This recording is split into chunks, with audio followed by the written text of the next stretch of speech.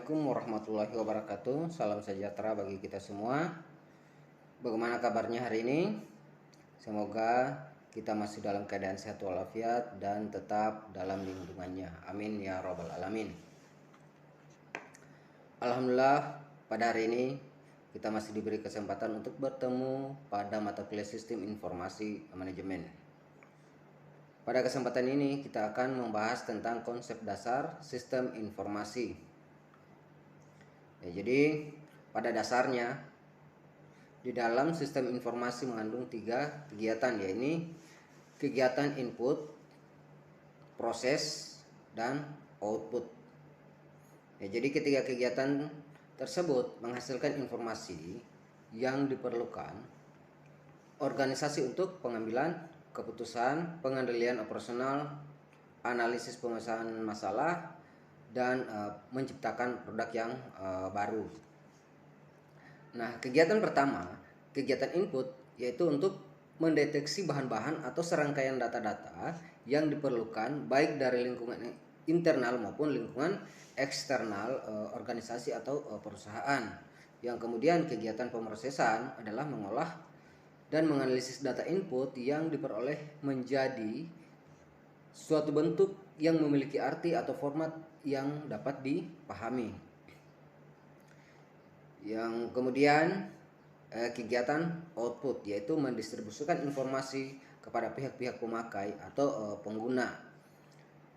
Yang selanjutnya setelah kegiatan input, proses, dan output itu dijalankan atau dilaksanakan, maka selanjutnya sistem informasi memerlukan umpan balik untuk dipergunakan sebagai bahan evaluasi dan perbaikan dalam pengambilan keputusan berikutnya, ya.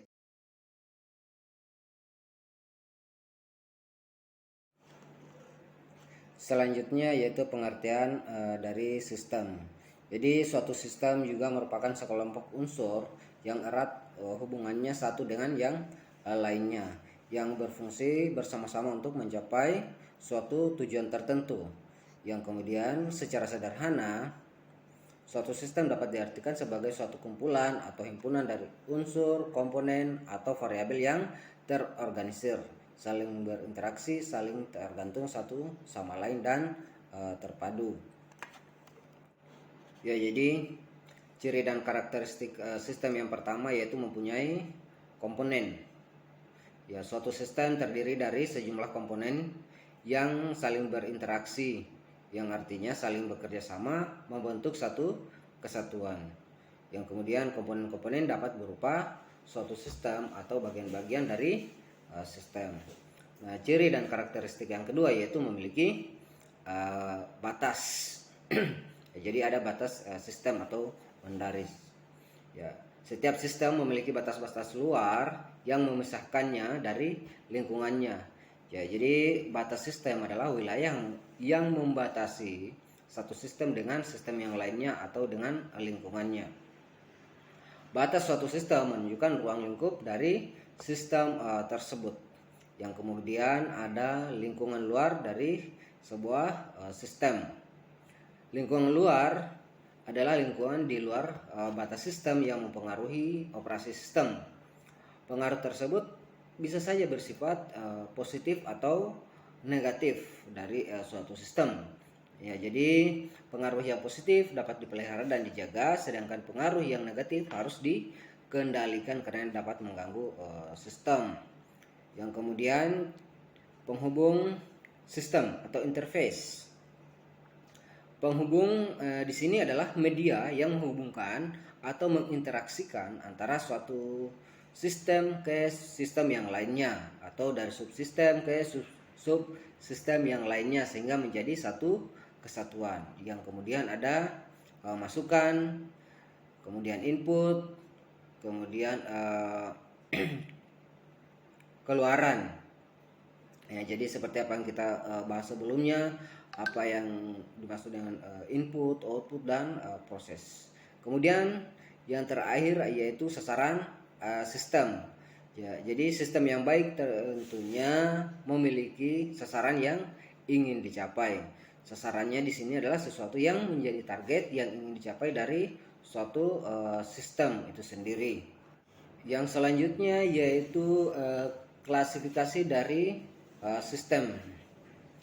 Ya, jadi berdasarkan klasifikasi sistem dapat ditinjau dari beberapa segi. Yang pertama kita bisa lihat dari sistem abstrak dan sistem fisik. Yang sistem abstrak di sini sistem berupa pemikiran atau ide-ide yang tidak tampak secara fisik, sedangkan yang sistem fisik di sini sistem yang nyata secara fisik seperti komputer, sistem akuntansi dan sistem informasi lainnya.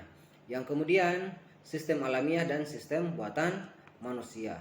Sistem alamiah di sini yaitu sistem yang terjadi secara alami, tidak dengan campur tangan manusia, misalnya perputaran bumi pada porosnya. Sedangkan sistem buatan manusia yaitu sistem yang dirancang dan dibuat oleh manusia, misalnya sistem informasi akuntansi, sistem pendidikan, dan yang lainnya.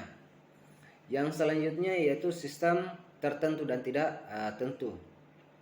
Sistem tertentu adalah sistem yang beroperasi dengan perilaku yang sudah dapat diprediksi, sedangkan sistem tak tertentu yaitu sistem di mana kondisi kedepannya tidak dapat diprediksi karena mengandung teori kemungkinan.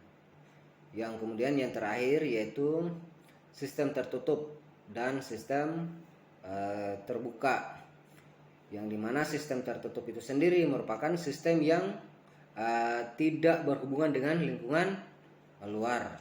Ya, jadi sistem ini bekerja secara otomatis tanpa campur tangan dari pihak luar. Namun sebenarnya di sini tidak ada sistem yang tertutup secara utuh.